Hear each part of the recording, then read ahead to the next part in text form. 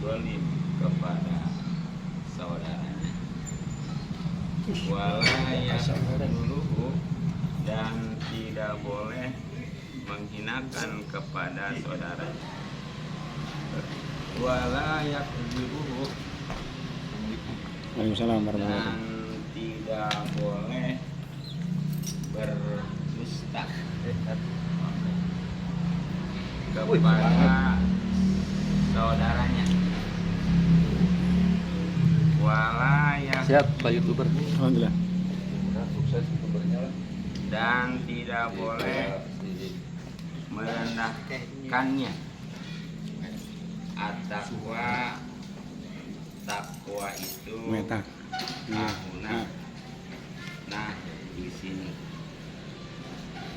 wa yushiru, dan beliau, maksudnya Rasulullah, mengisyaratkan ila sodrihi, ke dadanya, salah sama rotin 3 kali, bihas bin, cukuplah, berarti bihas bin riin, bihas bin riin satu ya. Bihas bin riin, cukuplah bagi seorang minasyarri, keburukannya, ayah kiro, bahwa ia merendahkan akhoru, kepada saudaranya, al muslima, yang muslim.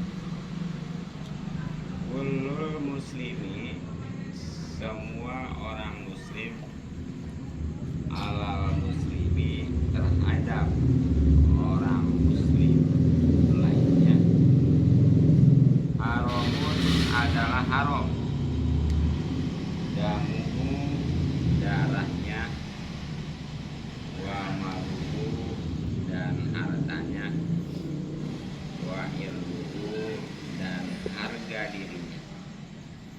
Bawahu, meriwayatkan hadis ini Muslimun, Imam Muslim. Al hadisul qadisu wa salasuna.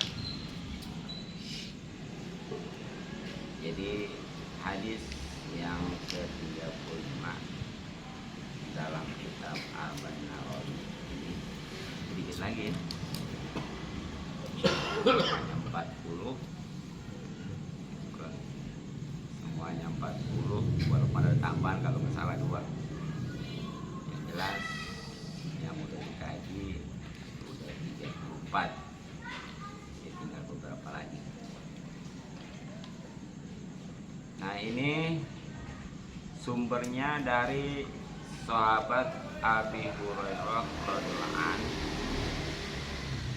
di mana sahabat Abi Hurairah berkata,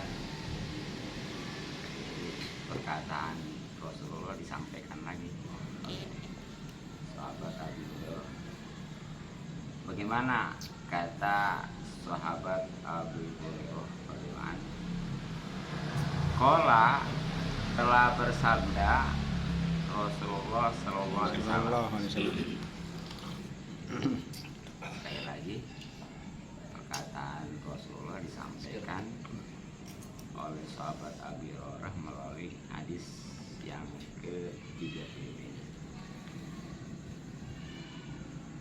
Matan hadisnya, teks hadisnya, la tahasadu, jangan hasud, wala tanajasu, jangan bersaing dalam penawaran, wala tabaghadu, dan jangan saling membenci, wala tabaghadu, dan jangan saling bermusuhan, wala terjadi, dan jangan menjual ba'dukum, sebagian kalian, ala ba'di ba'din, atas penjualan sebagian.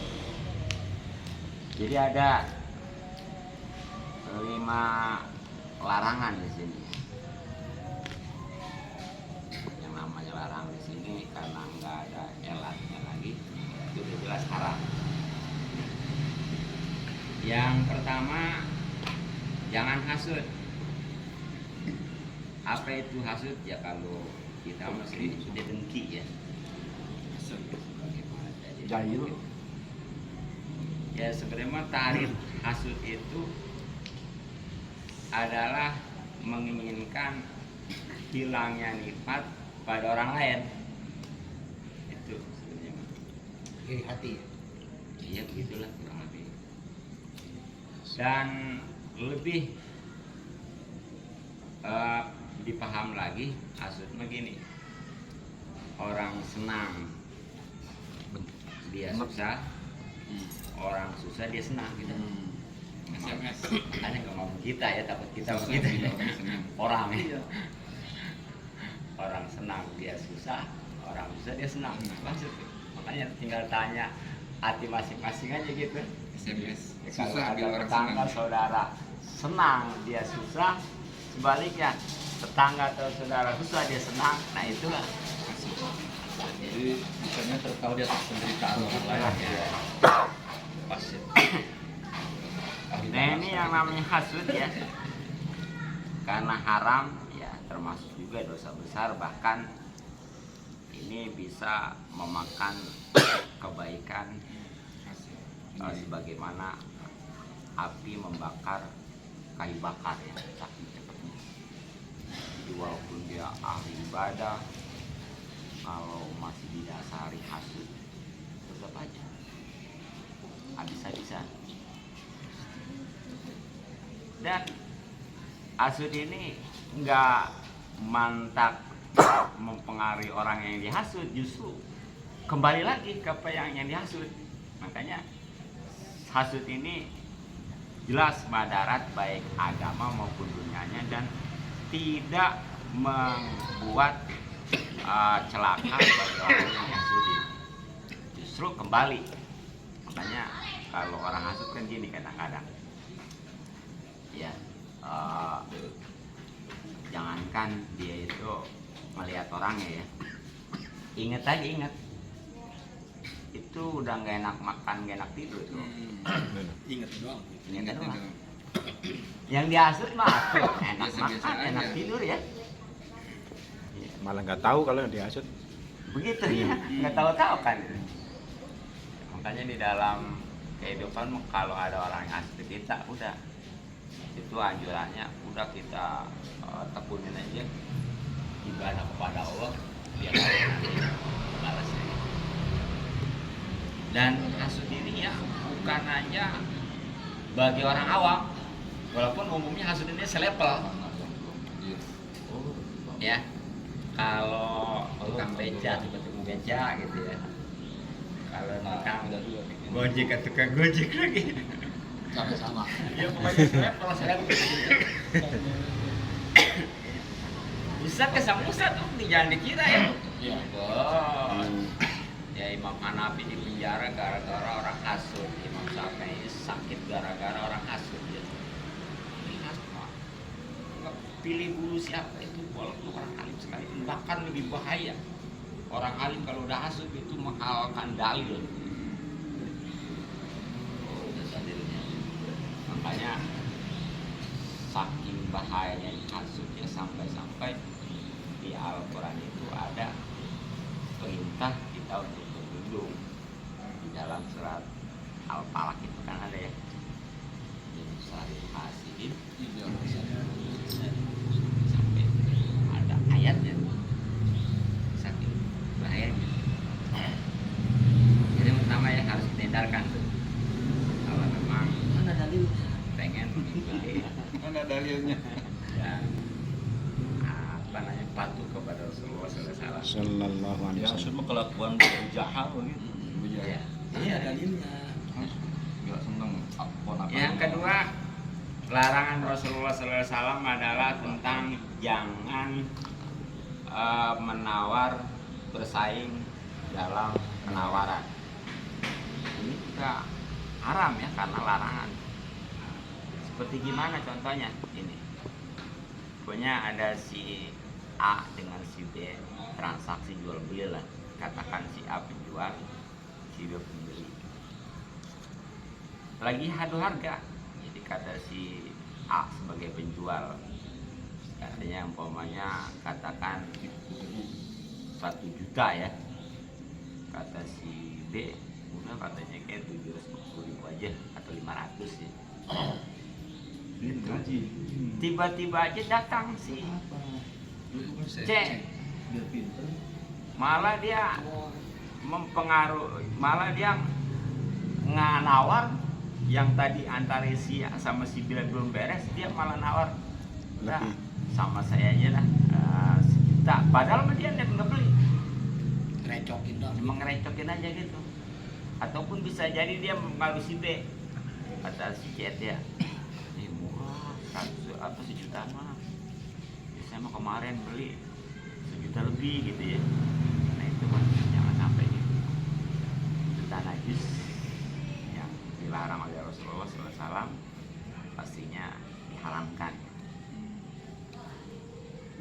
Yang ketiga, jangan saling membenci ya. Nah di sini semua ibaratnya kalau kata ini mah binanya bina antara ini, jadi ada 2 pihak gitu ya, bukan sendiri. Nah di sini jangan saling membenci, khususnya antara kaum muslimin. Nah bahkan kecuali kalau membenci itu karena Allah, kemudian lagi diwajibkan. Nah, emang bedanya gimana? Benci kepada seseorang itu karena Allah gitu ya. Jadi kalau benci kepada seseorang mah dia mau itu ada tujuan baik ataupun enggak, pokoknya mah benci aja gitu. Sama cinta juga ya, ada tujuan baik, mau baik mau kagak, kalaupun karena Allah mah cinta aja. Tapi kalau dia bencinya karena Allah, kalau cintanya karena Allah yang dianjurkan, nah itu mah orientasinya kebaikan. Ya, makanya Rasulullah SAW ya, itu kalau dibenci dirinya nggak masalah, tapi jangan coba-coba agama ya dibenci, dihina, disepelekan. Itu Rasulullah sangat benci sekali. Berarti Rasulullah benci kan kepada dia juga. Nah, di situ apakah disalahkan? Kagak, karena yang dibenci oleh Rasulullah mah itu karena Allah gitu. Jadi pokoknya sekali lagi, kalau benci karena Allah itu orientasinya kebaikan. Ya bisa jadi di situ karena memang perintah agama diabaikan, bahkan ditentang gitu ya. Makanya wajar kalau benci. Tapi kalau nggak ada unsur itu, sengaja apalagi urusan dunia dia membenci, nah itulah yang nggak dibolehkan. Bahkan tidak tegur sapanya lebih daripada 3 hari ya, kontak gini. Wala tadabaru, yang keempatnya yang dilarang oleh Rasulullah SAW, pastinya haram, adalah jangan membelakangi, maksudnya jangan bermusuhan. Yang lebih spesialis lagi, jangan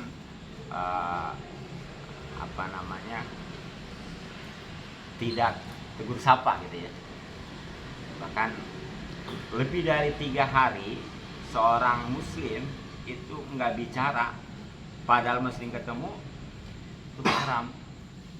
Bahkan Kecuali orang ganjil. Pakai bahasa walaupun isyarat. dia ahli ibadah, tetap di situ nggak diterima. Jadi ketika terjadi permusuhan antara si A dengan si B umpamanya ya, sama muslim nggak damai dalam 4 hari, dalam 3 hari, itu baik si A ya, si B itu semuanya ibadahnya diterima. Makanya dalam hal ini jangan bicara siapa yang benar siapa yang salah.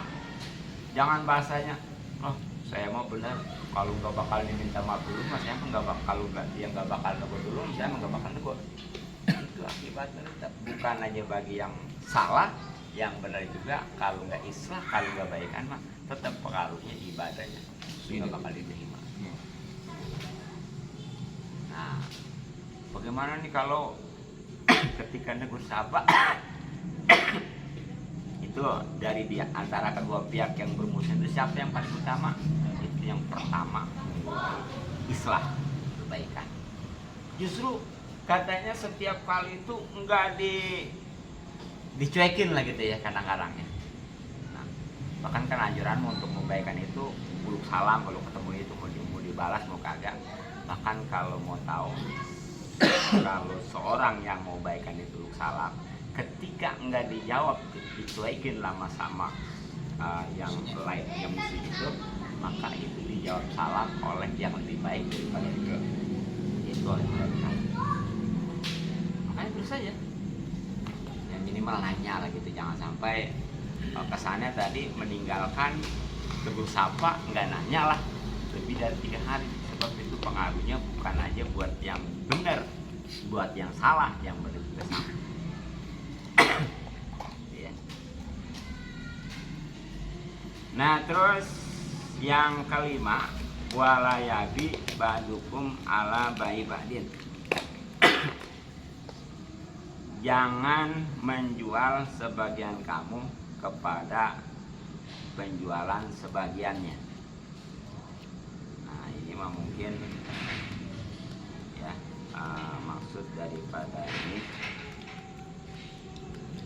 Jadi kan di dalam jual beli ini ya etikanya.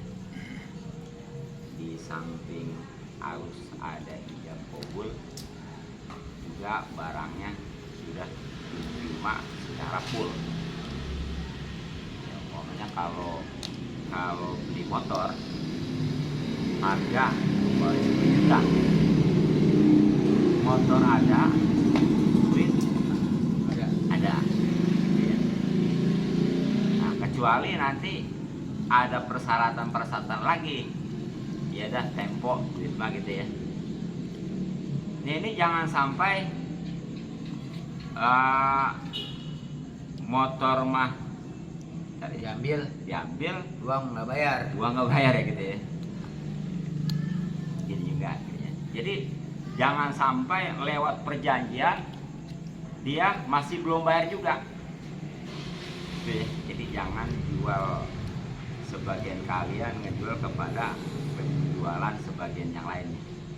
Sebab itu namanya juga suatu penzaliman yang nantinya memadaratkan kepada yang lainnya gitu. Nah makanya di ujung daripada ini oleh Rasulullah SAW di warning wakunu, dan jadilah kalian ibadah Allah sebagai hamba-hamba Allah ikhwanan yang bersaudara. Yang namanya saudara itu kan dalam hadis seperti satu tubuh ya.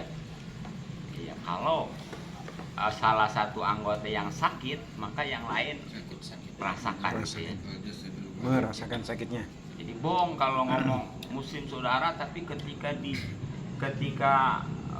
dijolimi bahkan dia yang menjolimi.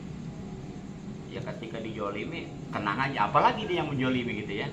Nah ini sekali lagi sangat bohong sekali. Nah terus al muslimu, orang muslim, akhul muslimi, itu saudara muslim. Nah ini bukan aja ikatannya antar Indonesia ya.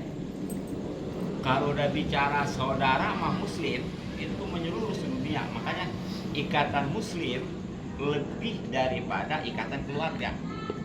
Kalau keluarga paling itu satu kampung, paling satu kabupaten, ya paling se-Indonesia jarang orang ya. Di satu keluarga ada se-Indonesia gitu jarang ya. Jarang. Ya. Tapi kalau udah bicara tentang persaudaraan muslim itu udah seluruh dunia. Makanya di zaman kejayaan Islam dulu ya, ada umpamanya di suatu negara seorang perempuan itu dihinakan, itu langsung diserang ya. Jadi wibawanya dulu mah tinggi. Nah sekarang mah musuhnya sama muslim lagi. iya, sekarang malah muslim sendiri gitu ya. sebelah KP mah muslim. Allah Akbar, sini Allah Akbar. Iya, bingung gitu. Cuma jadi saudara partai. Hah? Iya. Saudara partai. Nah, karena muslim itu saudara muslim, makanya layak libuhu. Jangan sembarangan menganiaya, menzalimi, ya, memadaratkan. Itu apalagi yang namanya menzalim ini bukan aja berupa tindakan ya, termasuk seperti umpamanya dari materi utang, katakan nggak bayar padahal mampu, apalagi sengaja menipu juga ya. Nah ini Bapak hati-hati, ini bakal dipertanggungjawabkan. Jadi jangan merasa berkuasa, jangan merasa dia itu kuat, semuanya di dunia nggak bakal lepas nanti. Makanya ada istilah mukis akhirat itu ya. Ya walaupun di dunia mukis bangkrut, pasti kan orang yang kalau dagang ya bangkrut ya rugi. Nah kalau di akhirat nanti banyak membawa pahala sholat, puasa dan lain sebagainya, tapi lebih banyak lagi kezoliman dia kepada orang lain, sehingga karena di sana itu yang dipakai alat membayar adalah amal, baik itu urusan tindakan maupun materi, tetap amal. Nah ketika dibayar semua ternyata amalnya sudah habis, kezolimannya belum selesai. Akhirnya dosa-dosa orang yang dijolimi itu dilemparkan kepada dia, tak ayal dia masuk neraka. Itulah yang bangkrut semua. Makanya jangan merasa kuasa ya, semaunya, jangan merasa kaya, sombong. Wala yahzuluhu. Nah, komitmen orang muslim itu jangan suka menghinakan kepada saudaranya. Kalau memang dia merasa bersaudara dengan muslim yang mana aja, itu jangan sekali-sekali dia untuk menghinakan. Walayak gitu, dan jangan mendustakan. Ya ini mendustakan kan sumber daripada keburukan yang kesananya nanti jadi siksa. Alhamdulillah. Walayah kiruhu, dan jangan dia merendahkan ya. Jadi kalau tadi menghinakan, kalau ini merendahkan. Jadi kalau menghinakan mah bisa jadi orang kaya sama orang kaya ya, padahal kan nggak ada yang rendah kan ya. Tapi karena dia merasa ini menghina kepada yang lainnya dengan berbagai cara. Tapi kalau merendahkan memang tingkat statusnya beda. Kayak miskin. Iya kayak miskin. Karena mentang-mentang orang kaya itu ke orang miskin menghina sekali. Nah, itu Jangan kayak dia punya utang. iya. Nah, at-taqwa ya terakhir nih. Takwa hahuna itu di sini. Mulai siruhu sambil Rasulullah mengisyaratkan kepada dadanya 3 kali. Jadi takwa di sini. Ketika berbicara takwa di sini. 3 kali. Di kolbu. Iya, di sini ada. Hati di sini. Jadi di bawah jari, di bawah 2 jari, di bawah 2 jari sini ya. Kalau di sini di sebelah kanan, di sebelah kiri. Kalau makanya kalau deg-degan di sini. Iya. Di sini. Enggak ada sini. Ada di sini Paru. Hah? Paru. Iya. Di kiri jantung Iya. hati. Ya, makanya kita kalau pakai sorban itu ada yang selain lagi itu ya, ada yang di kanan, ada yang di kiri ya. Iya. Boleh-boleh aja. Mau di kanan ngikut ahli fikih, artinya serba yang baik itu sebelah kanan. Tapi kalau menurut ahli tasawuf karena udah Kiri. perhatikan kiri, tujuannya menutupi hati supaya lebih khusyuk gitu. Yang dua-duanya digituin yang bagus. Ah itu kemeja gitu. Dua-duanya. Hehehe. Di hati, memang takwa di hati, jadi nggak bisa diumbar, nggak bisa dipromosin kan itu sekali lagi urusan hati. Nah, kadang-kadang orang ngomong jangan suka riak, dia emang nggak bisa diomongin ya, itu urusan hati. Ya orang bisa jadi tujuannya apa, bahkan ada hal-hal yang wajib kudu riak. Khususnya seperti orang berzakat tuh ya, itu wajib riak, wajib dipromosikan. Gitu ya. Sebab kalau nggak dipromosikan, dia itu fitnah nantinya, disangkanya orang kaya nggak zakat. Nah bahkan walaupun umpamanya sedekah sunnah, kalau memang dia kuat, bebas dari riya dan bisa memotivasi yang lainnya, itu dianjurkan untuk dipublikasikan. Tapi kalau enggak mah, dengan jangan. Nah terakhir, bihasbimri'in, cukup bagi seorang minat syarri dari keburukan ya.